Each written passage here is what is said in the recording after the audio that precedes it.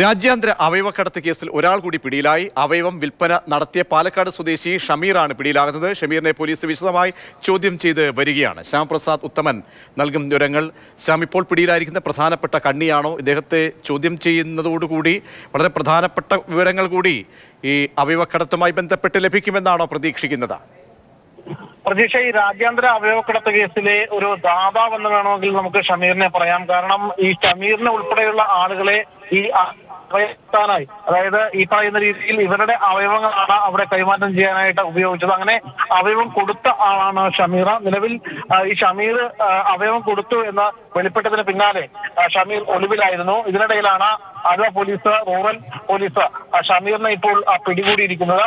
നിലവിൽ ഷമീറിനെ ചോദ്യം ചെയ്ത് വരികയാണ്.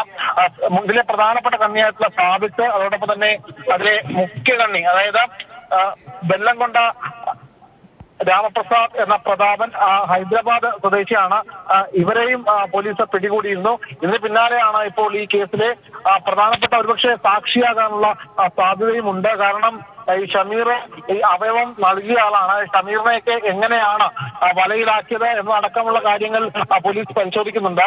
ഇതിനുശേഷം ഇയാൾ പിന്നീട് ഏതെങ്കിലും തരത്തിൽ കണ്ണിയായിട്ടുണ്ടോ എങ്കിൽ, അതായത് മറ്റുള്ളവര് ഈ ഷമീർ മുഖാന്തരം മറ്റുള്ള ആളുകളെ ഈ അവയവം നൽകാനായിട്ട് ആരെങ്കിലും കൊണ്ടുവന്നിട്ടുണ്ട് എങ്കിൽ ഒരുപക്ഷെ ഷമീറും ഈ കേസിൽ പ്രതിയാകുമെന്നാണ് അറിയാൻ കഴിയുന്നത്. എന്തായാലും നിലവിൽ ഇപ്പോൾ ഷമീറിനെ ആലുവ പോലീസ് വിശദമായി ചോദ്യം ചെയ്തു വരികയാണ്.